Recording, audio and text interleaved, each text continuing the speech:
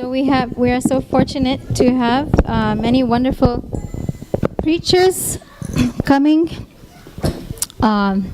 within the past few weeks. And tonight we have another wonderful preacher. She's coming from Sri Vrindavan Dham. And she has brought with her Vrindavan. Yes, this is Giri Raj. So I'm sure all of you can get a chance to take darshan up close. Go ahead. So this is Narayni Mataji. She is a disciple of A.C. Bhaktivedanta Swami Srila Prabhupada. And she gives so many nice discourses on Srimad Bhagavatam and all of Prabhupada's amazing grace and glory. And tonight she will share some very wonderful and intimate pastimes with Srila Prabhupada, with all of us. So this is a very wonderful opportunity for us to know more about Srila Prabhupada through his disciples. So tonight is usually Kids Kirtan night, and I'm requesting all the kids tonight to come upstairs. I know there's a big feast downstairs, some kachori feast. And so we're requesting all of you to come up and please immerse yourself in this nectar. Hare Krishna.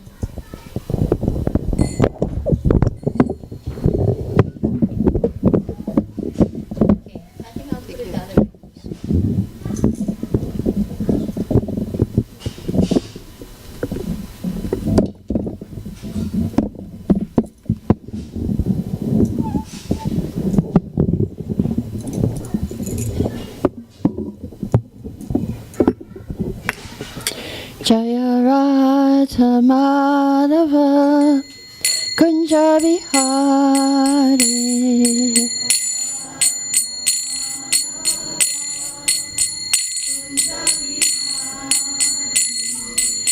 Gopi Chanapalava Girivaradhari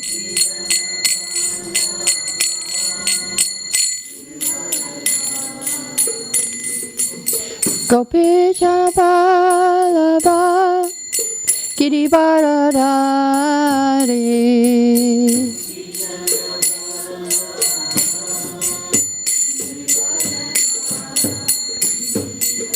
Yashodanandana Brajajanaranjana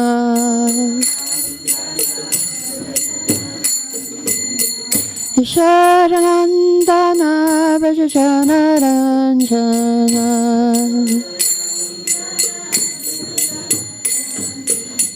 Jamuna Tira Vanachari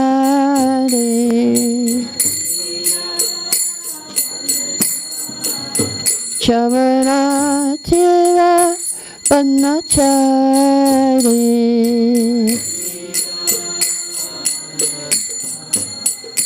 Jaya Radha Madhava Kunja Vihari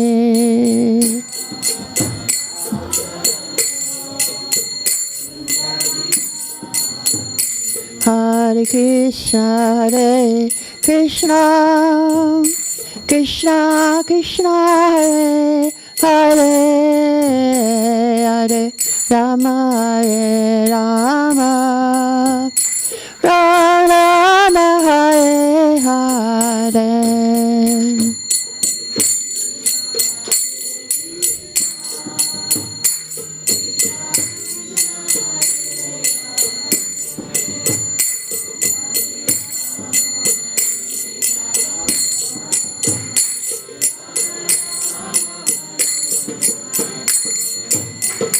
Hare Krishna, Hare Krishna, Krishna Krishna, Hare Hare, Hare Rama, Rama Rama, Hare Hare.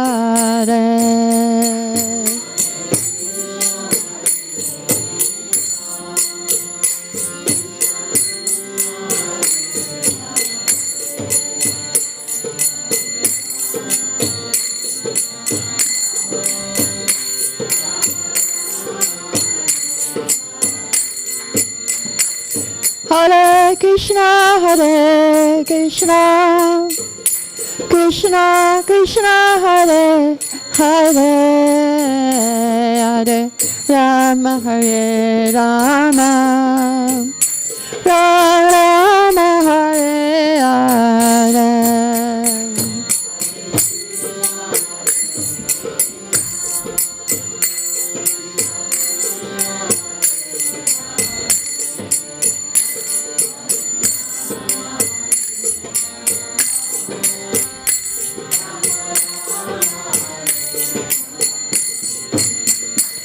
Hare Krishna, Hare Krishna, Krishna Krishna, Hare Hare, Hare Rama, Hare Rama, Rama Rama, Hare Hare.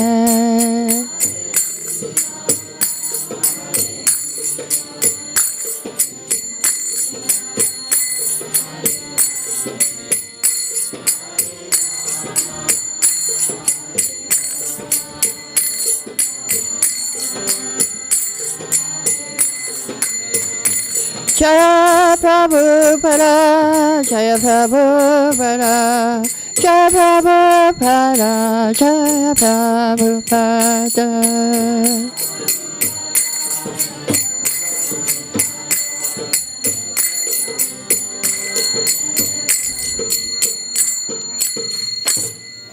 Shri Prabhupada ki Jai. Jai Mishapad Parman Sapar Vijakachaya Sutta Sadashi Shrimad Bhaktivedanta Swami Prabhupada Maharaj ki Jai. All glories to the assembled devotees. All glories to the assembled devotees. All glories to the assembled devotees. All glories to Shri Guru and Gauranga. Mukam karoti vachalam bhangam nankayate girim yakipam tamaham vande si gurum tinatavinam Om Gyana Timarandasya Garanjara Sharakaya Chakshumeditam Yena Tasamai Shri Gurave Namaha. The topic today is Srila Prabhupada and my experiences with him while he was on this planet, and even after he left this planet, my experiences with Srila Prabhupada. So it all began in 1970 in Boston, USA. My husband and I were living there, and we were searching for a guru. And as in the 60s, early 70s, many of the youth were on a spiritual search, and we were also on a spiritual search. And we were going guru shopping, and there were many gurus available at that time in America. So we were trying the different ones, and I would ask them, so what is your process? What do I have to do? And then I would ask them, so if I follow what you say, what can I expect to achieve? So I would ask these questions. So the first one I went to said, okay, you meditate 10 minutes morning, 10 minutes night on a secret mantra, and in 6 months you can become God, or at least liberated. I tried, but I did not succeed, not even liberated. So I asked the devotees. I came to the temple. We had no money. We hitchhiked to the temple. That was the means of transportation in the 60s and 70s. We just put up our thumb and hitchhiked. And so we got to the temple, and I asked them, so what is your process? They said, you have to chant, dance, and eat. So, okay. And so if I do this, what can I expect to achieve? They said, you will see God face to face. I said, yes. I want to see God. I can't become God. I know I'm not God. But I want to see God.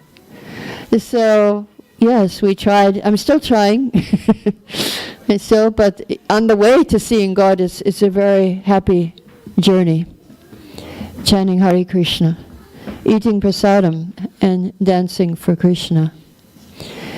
So, it was after 5 months, Of course, my first association with Prabhupada was by his books. The first pamphlet my husband got was on the street. In those days, they had big, big conch shells. And they would stick it into your stomach and say, give a donation for the book. It was a little pamphlet called, Who is Crazy? And, of course, Radharani was distributing it to my husband. And it said on the pamphlet, 50 cents. And my husband thought, all I have is 25 cents. And he showed her, you see, this is all I have. And she said, that's okay. And she grabbed it and gave him the book. And that was his bus fare home. Then he had to walk 2 miles to get home. But we got the book, Who is Crazy, the pamphlet. And what Prabhupada said, the people say that the devotees are crazy. But Prabhupada was saying everybody else is crazy and the devotees are sane. So I read that. I said, okay, could be. So then we went to the temple and we hitchhiked and we were chanting and dancing. And it was a very wonderful experience. And so we kept coming to the temple. But the problem was my husband was not as interested as I was. I was very interested. So one weekend the devotees, well, actually before that it was about midnight, we decided to go to the temple one night. And everybody was still up chanting their rounds because they didn't have Mangalarti in those days. So the devotees were up chanting, raiding the refrigerator. And Giriraj Maharaj preached to us. He was a brahmachari. And we said, can we stay this night? And the temple president, Satsvarup, looked at us and said, no. We didn't look qualified to stay in the temple. And so then, about 5 months later, they asked me if I'd like to stay in the temple, and they said, Prabhupada is coming. No, Prabhupada is coming. I thought, yes, let me try. And so we came to the temple, and the day after I came there and stayed over the week, we were staying for the weekend, then Prabhupada phoned up and he said, I'm not able to come, but I'm sending 4 sannyasis instead. The 4 sannyasis, Brahmananda, Gargamuni, Vishnujan Maharaj, and Subal. And Vishnujan Maharaj was leading us in Harinam in such a wonderful way that after staying the weekend, then I said to myself, my husband didn't come with me, I was alone there, and I said, I'm so happy, why should I go back home? So I went and said goodbye to my husband and joined the temple. Well, he joined 2 months later because he was a real hippie and his philosophy was, I won't work. So I was working a little and so we could eat, but after I left, his finance was gone. And he couldn't follow his philosophy, so he had to join also after 2 months later. Because devotees didn't work. We just sang and danced the whole day. So he could still follow his philosophy and be a devotee. But what I learned from that experience was that Prabhupada, he is always pushing us to take the next step. I wasn't ready, but somehow Prabhupada, he didn't even come. He just phoned and said he was coming, but that was enough. Not only did I join the temple that weekend, but 4 or 5 others also never went back home after that weekend. Prabhupada pushed us to take the next step. So he's always pushing us to take the next step in our spiritual life. And that was the first experience, just making me commit myself to. And in those days, nobody lived outside the temple. If you lived outside, you were in Maya. But everybody was in, all the married people, their children, everybody was in the temple. So after 6 months of living in Boston Temple, it was an amazing temple. The Sankirtan Harinam leader was Giriraj. Prabhu was a brahmachari. Temple president was Satsvarup Maharaj. Temple commander was Hridayananda Maharaj. And ISKCON Press was there, and Jayadvaita Maharaj was in charge. Interior decorator was Bhavananda. And it was an amazing, you couldn't help but join. It was so many amazing, and every week, all the artists were there, and they were having dramas every week. And it was we were so much into Harinam that we never stopped. We were going day from 10 hours every day, Harinam. And even when we came back to the temple, we continued chanting and dancing. We never stopped, actually. We were so happy, just chanting Hare Krishna. And one time I remember we couldn't tell, we couldn't even feel like what our bodies, we couldn't have contact with our body. One time somebody asked me, are you feeling a little sick? I said, well, I'm not sure. Maybe I have fever, or maybe it's just ecstatic symptoms. I'm not sure.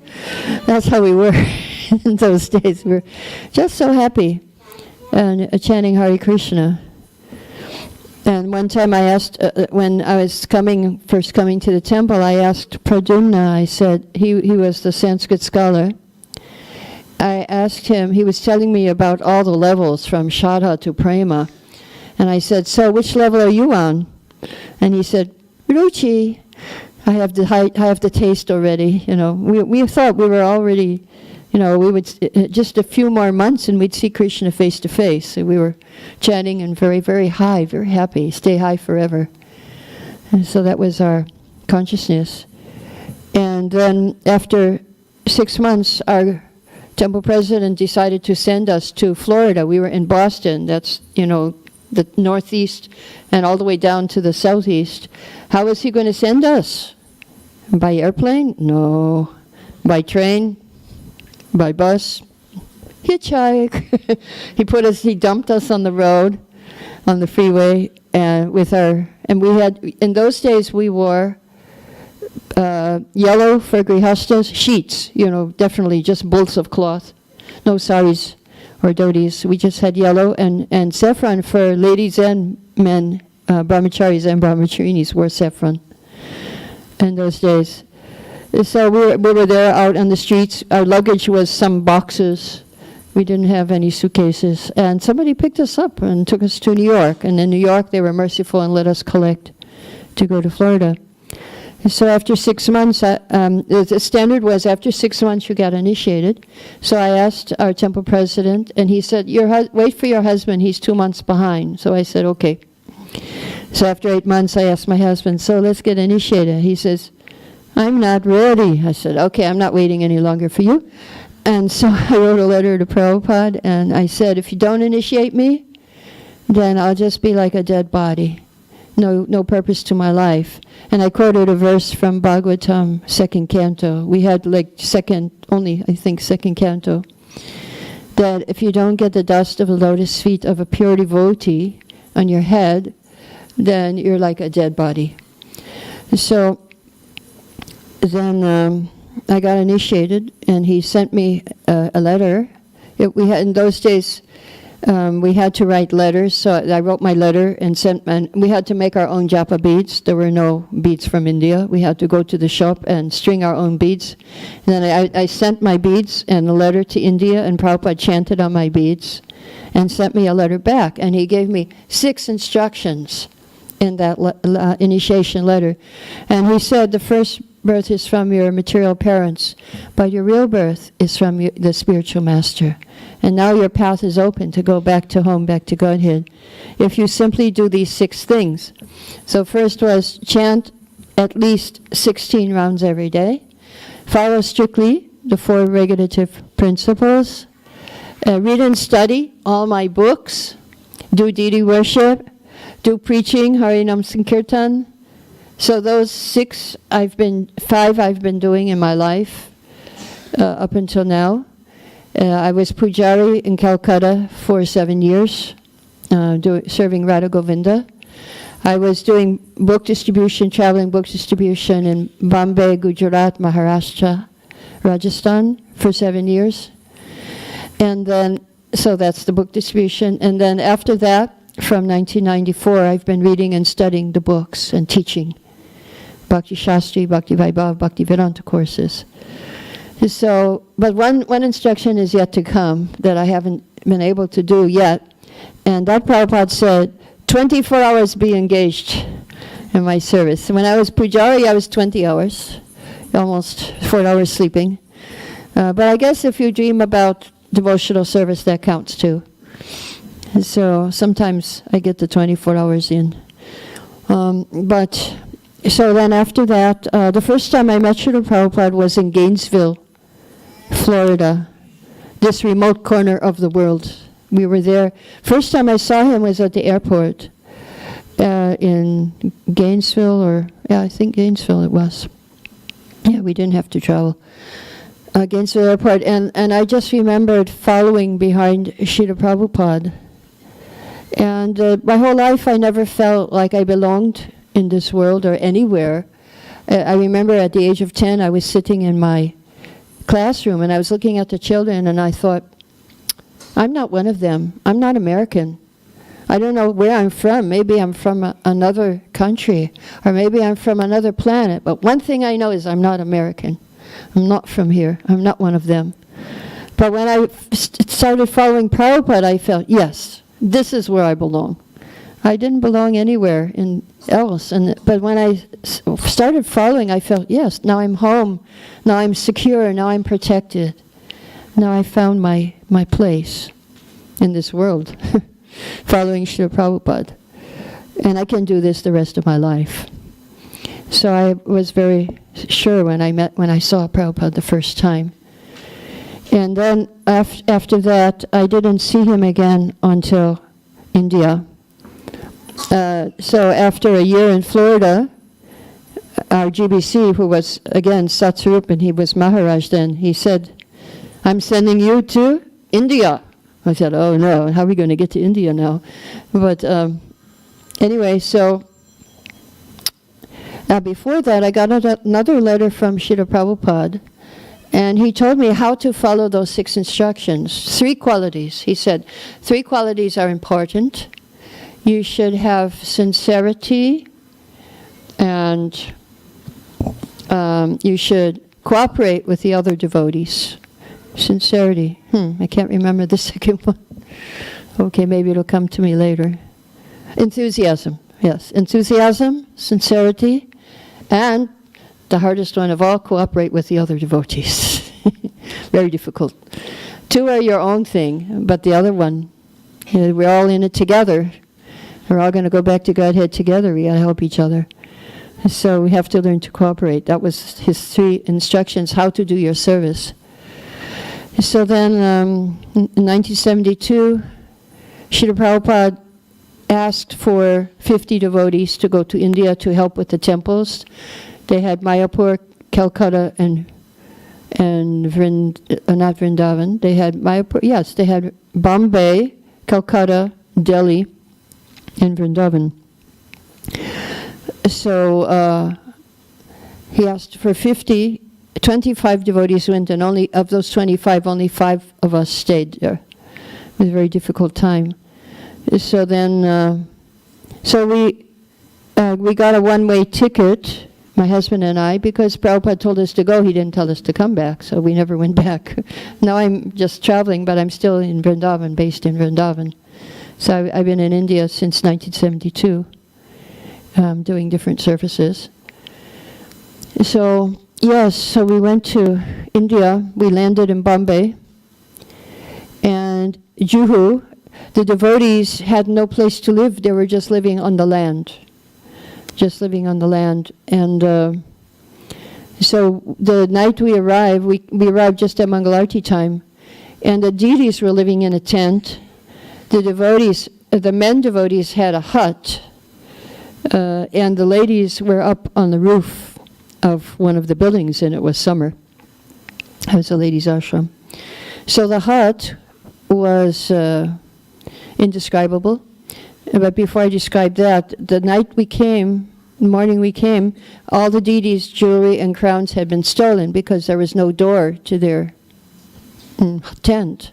And the devotee who was guarding them fell asleep. So everything was stolen. And then after that, we went to the hut. The hut was the men's ashram, the kitchen, the office, prasadam room, everything in one hut. So I remember the first time I was sitting there on the ground with our leaf plates and looking up at the rafters, and I was seeing these huge rats. And I was saying, I hope he doesn't fall on my plate. and the rat fell in somebody else's plate. I was very happy. I shouldn't have been, but it was the one who fell asleep while the deities rat fell in his plate. Anyway, we all got sick because of our drinking water was in a clay pot, and you lift up the top and all these bugs would fly out from it, and we had to drink that. There was no Bisleri, nothing. So we were all very sick, and very soon, within 3-4 days, it didn't take long. And then after 2 weeks, they sent us to Calcutta, and I was very happy because even though we had no water, no electricity, but we had a roof over our head at least. So Calcutta temple, but the deities are so beautiful.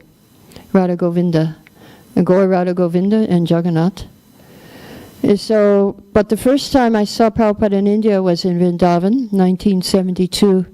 And he was giving Nectar of Devotion lectures. And he was trying to convince the Brijbasis to accept us as Vaishnavas. And Rupa Goswami said that all human beings are qualified to become Vaishnavas.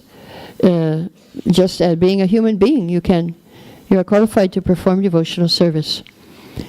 So he was preaching to the Brijbasis and to us also to give us confidence that yes, don't worry, you can become devotees even though you're born in the West. So one of the temples, one of the people was saying, "Oh, you're doing such a nice puja. Next life you'll be born in one of our families, in a Brahmin family." So we told Prabhupada. Prabhupada said, "You tell him, you're doing such a nice puja. Next life you'll be born in our ISKCON family." We didn't tell him, but anyway, Prabhupada was pretty heavy. So we would go for darshan in Prabhupada's rooms after Nectar of Devotion. One time, Prabhupada had some bananas sitting at his feet. One monkey ran in, grabbed the bananas, and ran out. Prabhupada said, "See how intelligent this monkey is. None of you would dare to do that. But don't be intelligent like the monkey. Monkey is intelligent for eating." And one devotee would always joke with Prabhupada. This was Achyutananda Swami. He was joking. So Prabhupada was saying, don't commit any offense in Vrindavan. Because if you commit an offense in Vrindavan, your next life you'll be born as a hog, a dog, or a monkey, or some animal in Vrindavan. So don't commit offenses. And so in Vrindavan they have these open sewers, and the hogs, the pigs love to eat everything there and lie in them. And they think this is paradise. They like all the stool and everything. So Achyutananda was joking with Prabhupada. He said, yeah, this life they're making it dirty, and next life they'll come and clean it up as a pig. And so, yeah, we don't want to commit offenses. Be careful when you go to the holy dham. So one time I went for darshan in Prabhupada's room, and he noticed me, and he called my name, and he told me, "My sister tells me that you speak Bhagavatam very nicely." And I was completely confused because I never spoke Bhagavatam, what to speak of nicely. So then I was thinking, what is this about?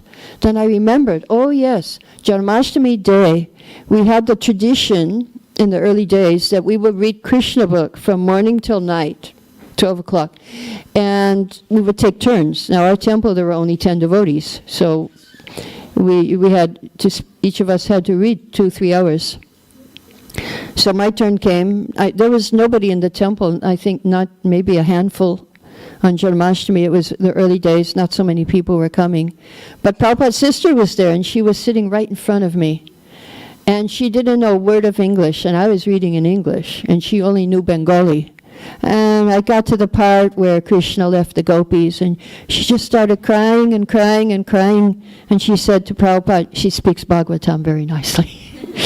That was my Krishna book reading. But the interesting thing is that somehow or other, the pure devotee says something. She said it, Prabhupada also said. The words came out from his mouth, and 30 years later I started speaking Bhagavatam. So whatever a pure devotee says, it must come true. Somehow or other, it came true.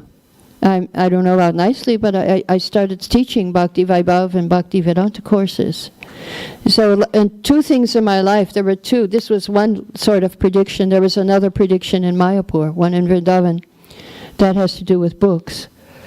So that happened in 1973. I was in Calcutta, and Prabhupada came. And whenever Prabhupada came, I would type for him, because I knew how to type. So when the Sanskrit editor, Pradyumna, he recognized me, and he said, "How would you like to go to Mayapur? Prabhupada wants to translate Chaitanya Charitamrita. All you have to do is learn Bengali, how to read, and we're leaving tomorrow." I said, "No problem, because we'll do anything to be with Prabhupada. We just do anything."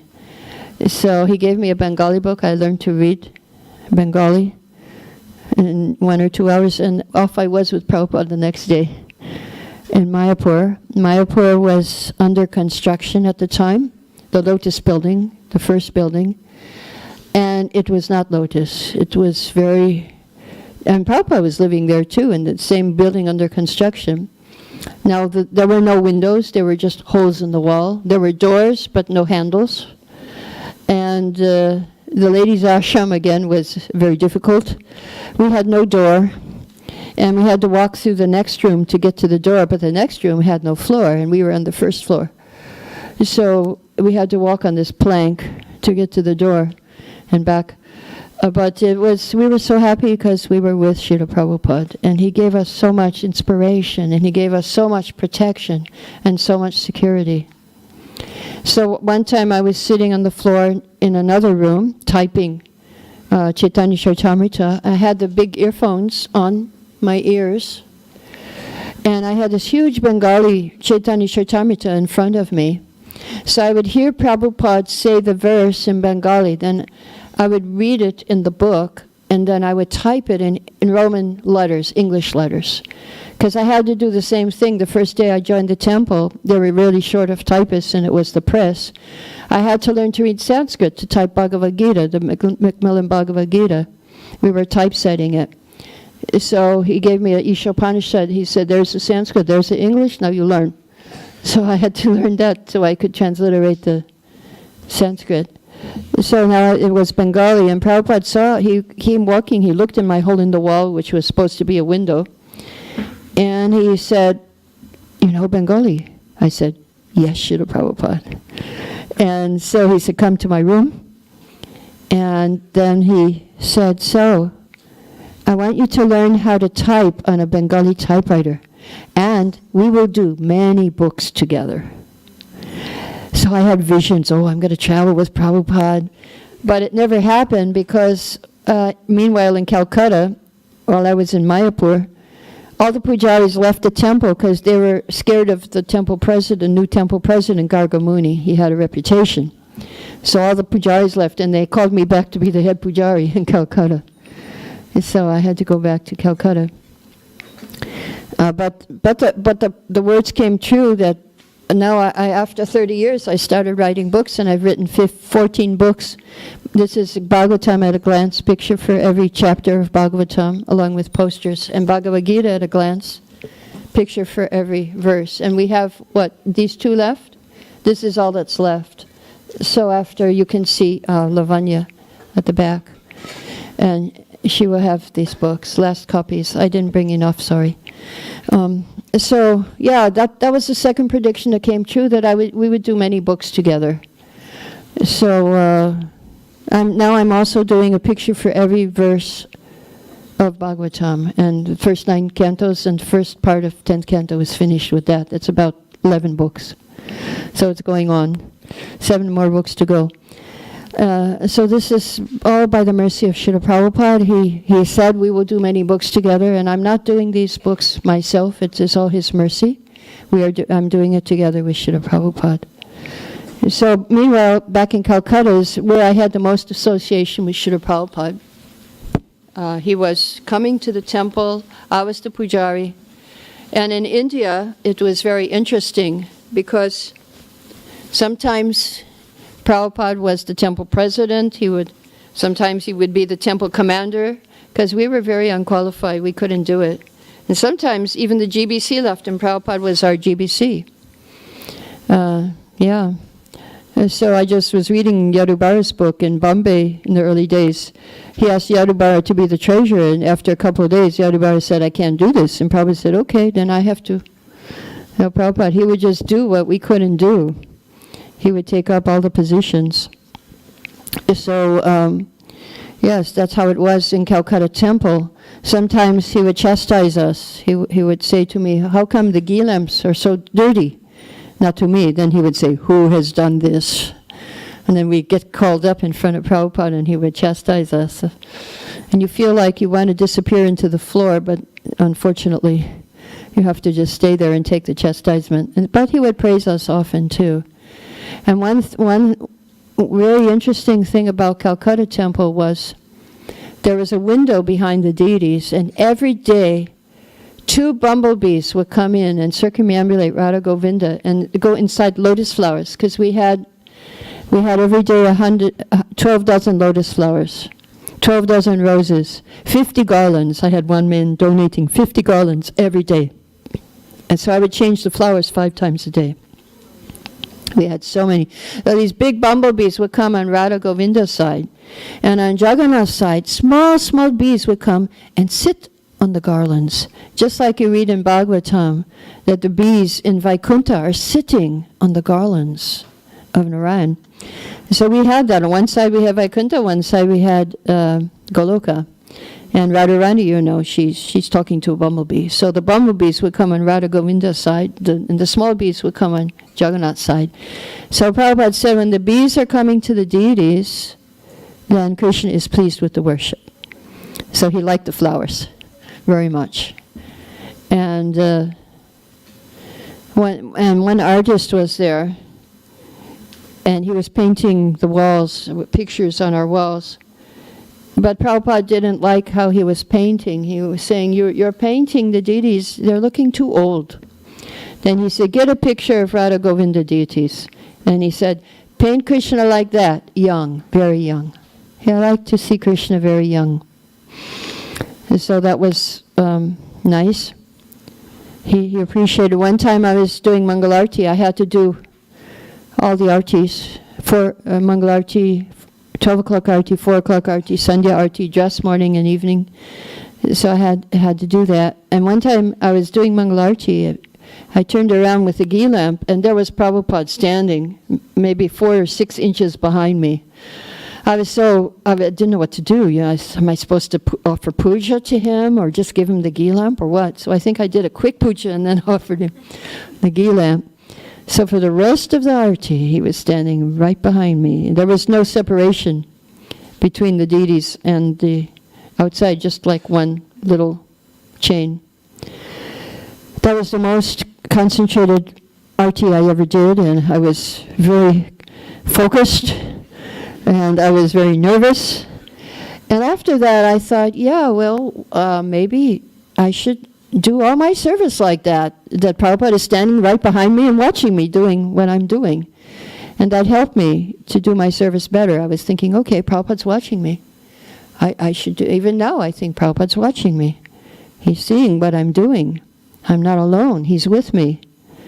Just like he was traveling all over the world. So now I'm traveling and I feel like Prabhupada's with me. He's always with me. I just have to keep him in my heart. I have to remember him. And he's with me. He's watching me and making sure I do the right thing. So one time Prabhupada called us up to the Vyasasan after Shingararti, and many sannyasis, it was on his way from or to Mayapur, because he would always come to Calcutta on his way to Mayapur or on his way from Mayapur. So one time he called us up, my husband and I. We were the pujaris. I was dressing Govinda and my husband was dressing Radharani. And he said, thank you very much for worshipping the deities so nicely.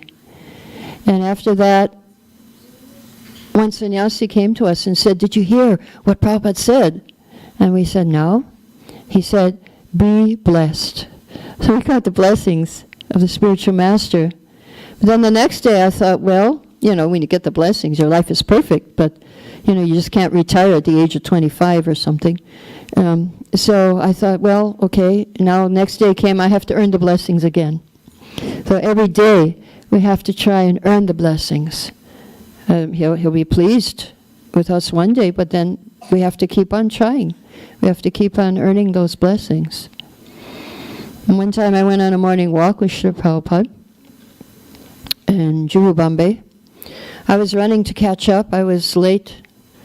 And I ran, I caught up, I offered obeisance. Prabhupada stopped everything to acknowledge that I came, and Hare Krishna. And so I was so amazed that, here he's the guru of the whole world. He's got thousands of disciples. Who am I? I'm just some insignificant woman. Well, he stopped everything, just to... He always had the time for us. He had the time for everybody. He was never short of time. He was never in a hurry. He was never too busy to be personal with us. And so I always felt that. But one thing was, I couldn't understand how fast he walked. I was in my 20s, he was in his 70s, right? But we couldn't keep up with him. And it was always a mystery. I was trying to figure out Prabhupada.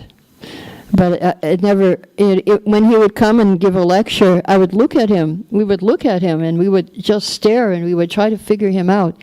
And to me, it looked like Prabhupada was not in this world. It looked like he was in a different dimension. And I was trying to figure out, okay, where is he? Is he here? Is he somewhere? Or what, what am I seeing? And then how he would move was so amazing. There was one film, there are many videos of Prabhupada speaking. So one in South India, one dance teacher showed a video of Prabhupada speaking to all of his dance disciples. And he said, look at this video. Srila Prabhupada has shown all the dance mudras in this one video. He was going like this, different in the video, and eyes got big. And so that was Prabhupada, and we never tired of watching him.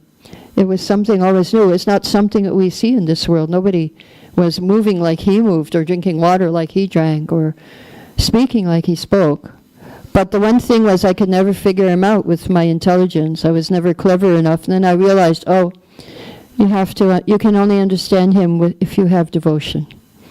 By doing service and devotion, then you can understand Prabhupada. So, one time also, I always loved, my passion was reading his books. I always loved to read his books and memorize verses and things. So one time Prabhupada was giving Bhagavad Gita class in Calcutta, and all the men had books, so they were saying the verses. Ladies didn't have books, but it came ladies' turn, and I said the verse by memory. And Prabhupada looked at me, and he couldn't believe it. He was so happy to see that I knew the verse. He really appreciated that we learn his books. So that was another thing, that I was very close to Prabhupada by reading his books. In India, we had no books. But in Calcutta, all the devotees would come through to go to the Mayapur festival. So I would see a book under somebody's arm. I would beg him, please give me that book. So I got the full set of Bhagavatam and Chaitanya Charitamrita by begging from devotees at the Mayapur festival. Because I treasured the books. By the time I was a devotee, 24 years, I must have read all the books 10 times at least. And now more. But anyway, it's really a way to associate with Prabhupada. You can really see his mood and his urgency. And he really wanted us to read his books. So, yes. Then I would just tell, those were the main experiences I had with Prabhupada while he was here on this planet.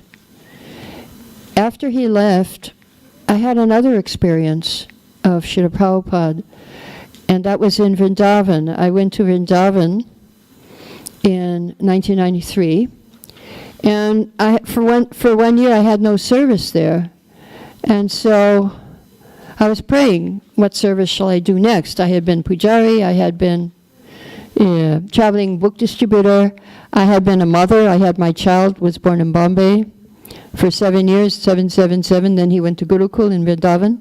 So I was praying, what service should I do now? And I thought, okay, until I find out what service, I'm just going to read the books, because that's what I like to do. So after chanting very deeply Hare Krishna, I got the answer that I should not only read the books, I should share what I learned from the books. So then I thought, oh, I have to teach. It seems like that's the message I'm getting from my japa. And other devotees also encouraged me, and the astrologer, I went to the astrologer, and he said, yes, you should teach. Do research. He told me many things. And that was, I should do. But I wanted more confirmation from Srila Prabhupada. So I thought, okay, how will I find Srila Prabhupada now? Now he's no longer with us. So I thought, well, let me go to his samadhi. And so I went to Prabhupada's samadhi. I walked in the door, and there was a tape of Prabhupada's lecture playing. And Prabhupada's words when I walked in that door were, do you think the deity is made of stone? And I looked up, I said, no, Prabhupada, you're here, I believe you. Do you think the Goswamis are so foolish they worship stone? No, Prabhupada, you're here, but I really want confirmation of what I'm supposed to do in my life. Then I got the inspiration, maybe if I go to Prabhupada's house and read the letter on his desk, maybe it will say something. So sure enough, I went to the house, I read the letter on the desk. It said, now you are one of my senior disciples. I'm depending on you to spread this movement. Whatever you have learned, you should teach it purely for the good of others. I said, okay. Now the problem was, in 1994, ladies did not speak in the temple. And VIHE was only for men. It was there was no ladies' Bhakti Shastri or anything. So how am I supposed to teach? So then I thought, no, I have to do it. It's my guru's order. So I just started teaching in my room where I was living outside the temple in somebody's house. I was teaching Bhagavad Gita, but then after a few months, the chowkidars got angry. They said, you can't bring people here. This is a private house. So then I went up to the roof of the Krishna Balaram guest house, and I was teaching up on the roof for the first year. And after that, I got a place to live close to the temple and taught there for 2 years. So for 3 years, I was just teaching. And after 3 years, the VIHE said, we want to start a women's Bhakti Shastri, and we want you to teach. So what I learned from that was, if you get the order of the spiritual master, it doesn't matter you have facility or no facility. You just do it, like, the modern New Age slogan, just do it. So I just did it. And after 3 years I was teaching. Then I was teaching in VIHE. After 1 year they asked me to teach the brahmacharis because their teacher didn't show up. And then in that second year I started traveling in Europe, and now I'm traveling all over the world and teaching. And so if you get an order from the spiritual master, then you just have to do it. You just have to follow it, and the facility will come. And so I didn't have much facility the first year, but after that I got so much. I got the whole world as my classroom. And so that is what I learned from my experiences with Srila Prabhupada. Does anybody have any questions they'd like to ask?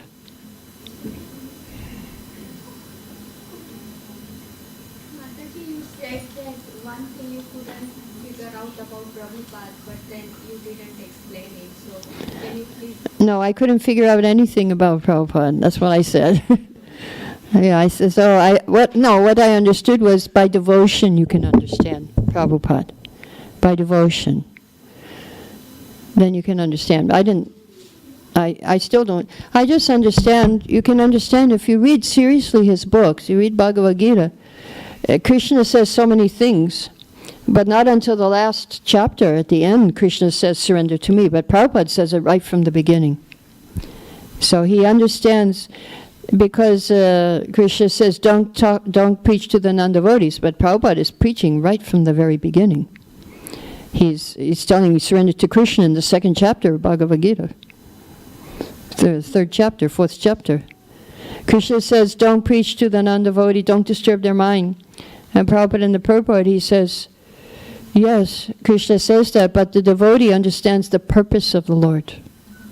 So therefore he preaches to the non-devotees. He disturbs the people. So that is, you have to, by reading Prabhupada's books, then you will understand his mood and his mission. And we all have the books, yes?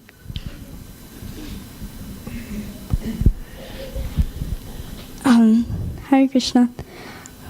I feel like when Srila Prabhupada was there, it was so easy to just be able to, give up your whole life and surrender unto him. But for my generation, at least, it's difficult to hold on to. Not saying that we don't have as much as there was, or when Srila Prabhupada was there, nothing is less, but it's harder to realize or to feel that he is actually there. And I'm feeling jealous that it was so easy just to give up everything and give your whole life to Prabhupada. And so... Yeah, so all of us can have an equal relationship with Srila Prabhupada, just like I did after he left. He's available for all of us, but we just have to find him. And we may have different ways to find him. You may find him in his murti. You may pray to him and get answers to your questions. You may find him by his lectures or his videos.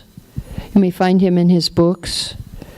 But it is a choice. See, for the second generation, it's more difficult because you're born with it. You've got it, you've got it handed to you. But actually, we didn't. We had to make a decision. Now I'm going to join. So with a lot of our second generation, sometimes they go away and they want to experience the material world. So actually, the thing is with the second generation, you also have to join. You have to come to that point where you accept this as your way of life, as Prabhupada, as your grandfather, and you decide, yes, now I'm going to join this Krishna consciousness movement. Then it becomes easier. Because, I see that with our second generation. They also have to join. And it may be easier or it may be harder for some. And that to make that decision, that it has to be your choice. You've gotten it from birth, and that's a great fortune, and you'll never lose that. But at the same time, now you're mature, and then you have to make your own choice. That yes, this is what I want to do with my life. Anybody else have a question? Way in the back, Lavanya.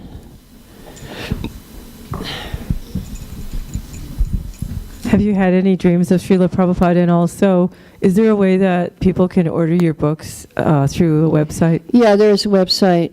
GoldenLotusProductions.com. GoldenLotusProductions.com. You can order the books through there, and all the books are there.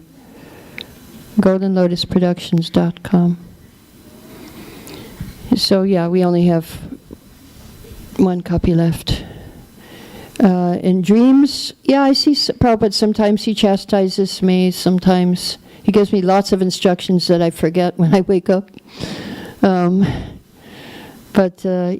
he's always there. If I sometimes need help, then he'll come in a dream and give me what I need. But more, I don't so much have dreams. It's mostly just by praying and by remembering him and praying to him and reading his books, especially the books. Sometimes I have a question, then I just open the book and I get the answer. So or I hear a lecture and he gives me what I really need. So the books are very powerful, and Prabhupada is there in his books. So I would urge everyone to read his books. Make a relationship with Prabhupada through his books. Any other questions? Jai, all glories to Srila Prabhupada. Hare Krishna. Thank you.